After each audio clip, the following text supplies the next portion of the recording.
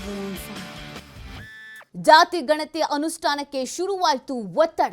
ಸರ್ಕಾರದ ಮೇಲೆ ಅಹಿಂದ ಸಮುದಾಯಗಳಿಂದ ತೀವ್ರ ರೀತಿಯಾದಂತ ಒತ್ತಡವನ್ನ ಹೇರುವಂತ ಪ್ರಯತ್ನವನ್ನ ಮಾಡಲಾಗ್ತಾ ಇದೆ. ಸ್ವಲ್ಪ ದಿನಗಳ ಮಟ್ಟಿನಲ್ಲಿ ಜಾತಿ ಗಣತಿ ಅನ್ನುವಂತ ವಿಚಾರ ಎಲ್ಲೋ ಒಂದ್ ಕಡೆಯಲ್ಲಿ ಮರೆಯಾಗಿತ್ತು. ಆದ್ರೆ ಈಗ ಮತ್ತೆ ಮುನ್ನೆಲೆಗೆ ಬರ್ತಾ ಇದೆ. ಸರ್ಕಾರದ ಮೇಲೆ ಅಹಿಂದ ಸಮುದಾಯಗಳಿಂದ ಒತ್ತಡ ಹೇರುವಂತ ಕೆಲಸವನ್ನ ಮಾಡಲಾಗ್ತಾ ಇದೆ. ಜಯಪ್ರಕಾಶ್ ಹೆಗ್ಡೆ ವರದಿಯನ್ನ ಕೂಡಲೇ ಅನುಷ್ಠಾನಕ್ಕೆ ತನ್ನಿ. ವರದಿ ಸ್ವೀಕರಿಸಿದ್ದೇವೆ ಎಂದು ನಮ್ಮನ್ನ ಸಮಾಧಾನ ಮಾಡಬೇಡಿ.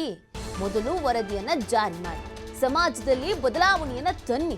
ಸಿಎಂ ಸಿದ್ದರಾಮಯ್ಯ ಮೇಲೆ ಅಹಿಂದ ಸಮುದಾಯಗಳು ಒತ್ತಡ ಹೇರುವಂತ ಕೆಲಸವನ್ನ ಮಾಡ್ತಾ ಇದೆ. ನಿನ್ನೆ ನಡೆದಂತ ಸಭೆಯಲ್ಲಿ ಒತ್ತಡ ತರುವ ಬಗ್ಗೆ ನಿರ್ಧಾರವನ್ನ ಮಾಡಿದ್ದಾರೆ. ಎಚ್ಎಂ ರೇವಣ್ಣ ನೇತೃತ್ವದಲ್ಲಿ ಸಭೆ ನಡೆದಿತ್ತು.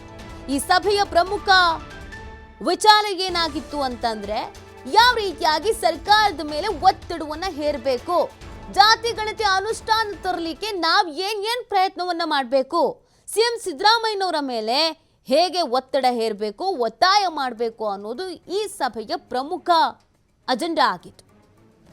ಇದೀಗ ಮತ್ತೆ ರಾಜ್ಯದಲ್ಲಿ ಜಾತಿ ಗಣತಿ ಜಟಾಪಟಿ ಶುರುವಾಗುವ ಎಲ್ಲಾ ಲಕ್ಷಣಗಳು ಕಾಣಿಸ್ತಾ ಇದೆ.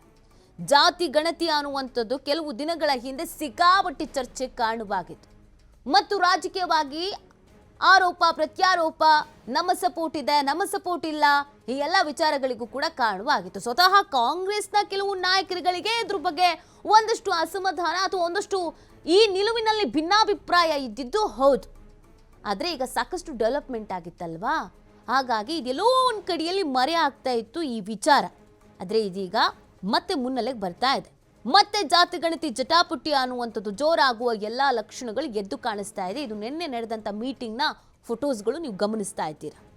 ಜಯಪ್ರಕಾಶ್ ವರದಿ ಅನುಷ್ಠಾನ ಮಾಡಲೇಬೇಕು, ವರದಿಯನ್ನು ಸ್ವೀಕರಿಸಿದ್ದೀವಿ ಅಂತ ಹೇಳಿ ನೀವು ಸುಮ್ಮನೆ ಕೂತ್ರೆ ಆಗಲ್ಲ, ನೀವು ಈ ಅನುಷ್ಠಾನಕ್ಕೆ ತರಲೇಬೇಕು ಈ ವರದಿಯನ್ನ ಅಂತ ಒತ್ತಾಯವನ್ನು ಮಾಡ್ತಾ ಇದ್ದಾರೆ. ಎಚ್ಎಂ ರೇವಣ್ಣ ಅವರ ನೇತೃತ್ವದಲ್ಲಿ ಈ ಸಭೆ ನಡೆದಿತ್ತು. ಸಿಎಂ ಆಪ್ತ ವರ್ಗವೇ ಈ ಸಭೆಯಲ್ಲಿ ಭಾಗಿಯಾಗಿದ್ದು ನೀವು ಅದನ್ನು ಗಮನಿಸ್ತಾ ಇದ್ದೀರಾ.